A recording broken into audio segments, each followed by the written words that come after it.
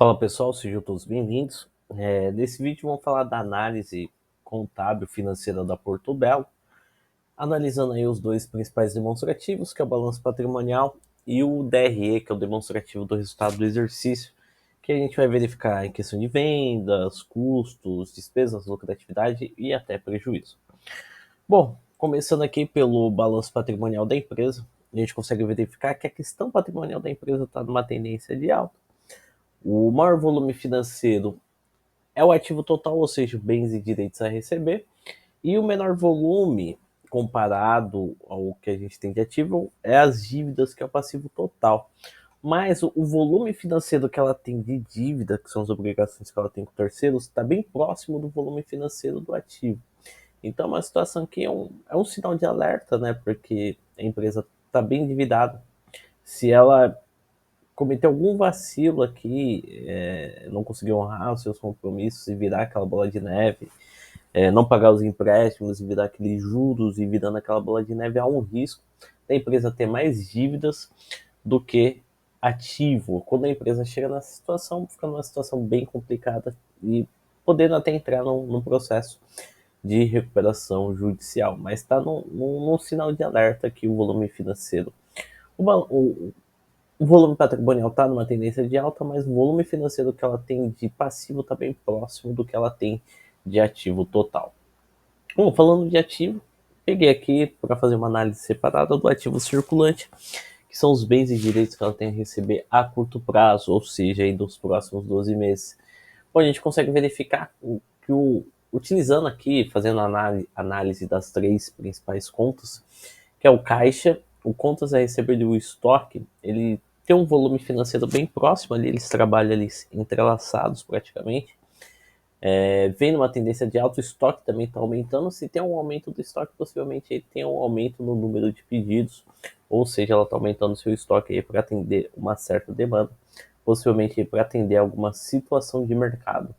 É uma empresa que trabalha com questão de piso, azulejos, então pode ser uma demanda aqui do mercado de construção civil. Bom, aqui a gente tem o passivo.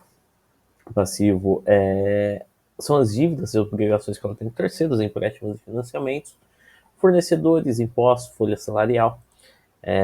Desmembrei aqui em duas partes, passivo circulante e passivo não circulante.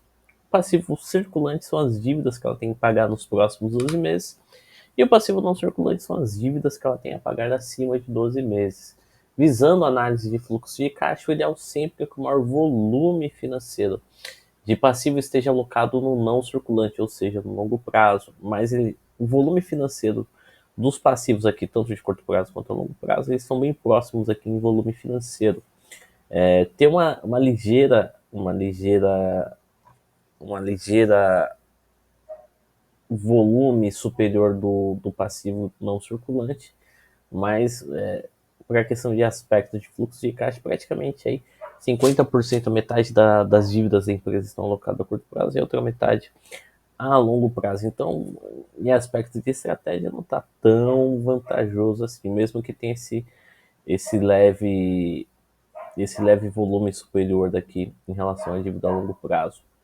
Bom, a gente tem os empréstimos, que são contas, são subcontas aqui do grupo do passivo, ou seja, os empréstimos fazem parte do passivo, ou seja, por serem consideradas obrigações com terceiros, ou seja, bancos e financeiras.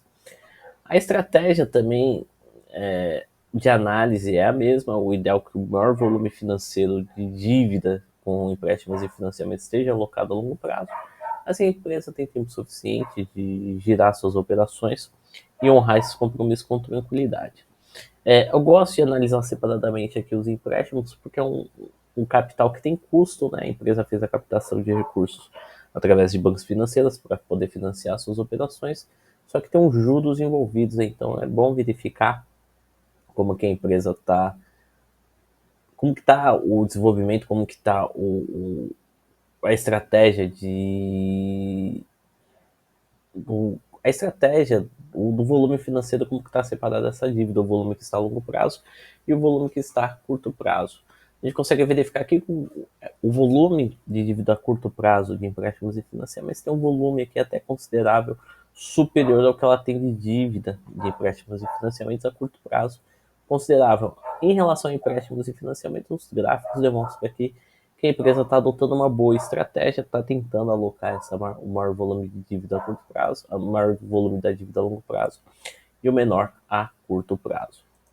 Bom, vamos falar um pouquinho aqui de resultado, que é o demonstrativo do resultado do exercício. Aqui a gente tem o primeiro gráfico, que é o volume de vendas da empresa.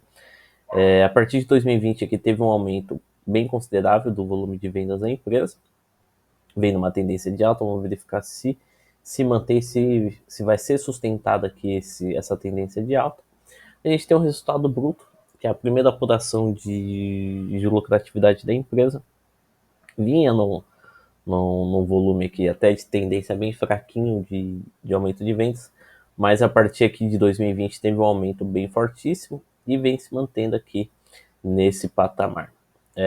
Tá diferente do volume de vendas, que está tentando sustentar uma tendência de alta. O resultado bruto aqui já deu uma estagnada. Bom, aqui a gente tem o resultado operacional da empresa, que a gente verifica o nível de lucratividade da empresa antes de agentes externos, como juros dos empréstimos e financiamentos e até os impostos que a empresa tem que pagar, que é o IRPJ e a contribuição social. A empresa que sempre teve no patamar de lucratividade, teve aqui um aumento aqui considerável no período de 2018, possivelmente pode ter sido feita alguma reavaliação patrimonial.